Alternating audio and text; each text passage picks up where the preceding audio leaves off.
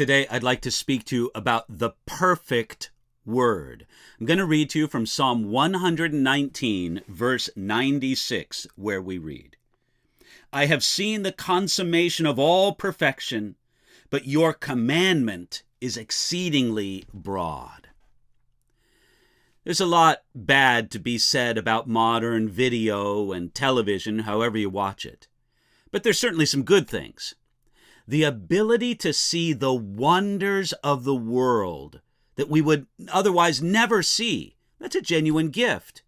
There are many amazing things, the mountains, the forests, the oceans, the creatures of this world, and we can see them on video or television or whatever without ever actually visiting them. With this in mind, we read what the psalmist wrote. I have seen the consummation of all perfection. The psalmist considered the excellent things he had seen in this world.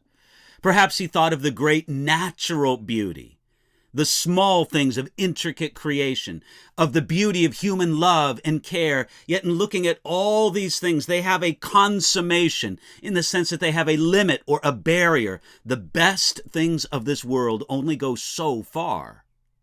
Now for the contrast. But your commandment is exceedingly broad. Despite all the great and beautiful things of this world, something is greater still, and that is the commandment of God. His revealed word to us is not limited as the things, even the great things of this earth are. God's word is before creation. God's word is the sustainer of creation. God's word will endure beyond all creation. Note that it says that God's word is exceedingly broad. Strangely, many people today think that the Bible's narrow. They think of themselves as extremely broad-minded people, yet they show little tolerance for those things that disagree with them. God's word is indeed exceedingly broad, and it will make us a properly broad-minded people, broad-hearted and tolerant in the best sense if we read it and obey it. It will prevent us from being tyrants over others and to tolerate and to love others, even when their lives and their thinking are decidedly against God and His word. This broad place of God's word is firm and safe. It's a standing place for us.